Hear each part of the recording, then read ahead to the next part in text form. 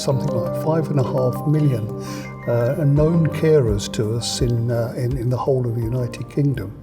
Of course, Medway is but a part, and I'm very aware that whilst we have carers that are registered with Medway Council, equally there are hundreds and hundreds more out there in the community that we know are doing an excellent piece of work.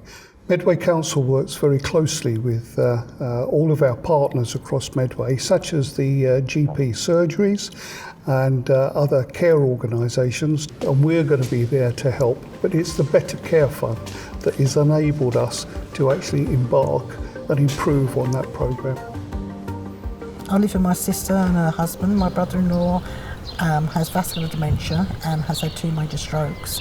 I was introduced to Carers First about 18 months, a year ago by a friend, and I found it very interesting and very helpful. We meet once a month. My story from now really begins in March. It was the beginning of the lockdown for COVID. My brother-in-law couldn't walk anymore. He just suddenly could not stand. He was taken off to hospital. We were both quite distressed, so I thought, what do I do next? What do I do? Who do I phone? So I thought, right, Sue from the Carers First. They'd put us in contact again with the rapid response team, and they had ordered that he could have a bed at home because we were not going to leave him in hospital. We were quite capable of looking after him at home, given the information that we needed to know what needed to be done.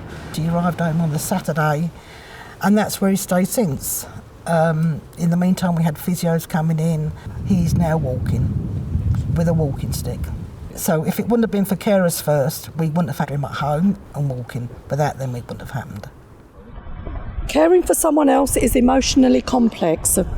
It can be very rewarding, yet at the same time, for the individual, it can be draining. It could feel isolated, and also it can affect their well-being. Caring impacts on every aspect of their life, and it could also be financial as well as personal. For young carers, it can also affect their education and future opportunities. It's not something that you expect to happen to you, but 3 in 5 people will be affected or experience this during their lifetime. A few years ago, I was really struggling and wanted someone to help me out and didn't know who to turn to. I went to my GP and they referred me to social services, where I had a home visit by a really nice lady who reassured me that they would be able to get someone to help me out. I'm now involved with Carers First. They help me out in many ways, supporting me with the daily needs of my mum and getting support for in her house, and also benefits so that she can get alarms for the house. And life now is a lot better. We have a facility here in Medway such that people who need care can have a selection of push buttons, pull cords, you name it, we can provide it, such that in an emergency we are there to support. We want our young people to recognise that we equally can help them to help their parents and family.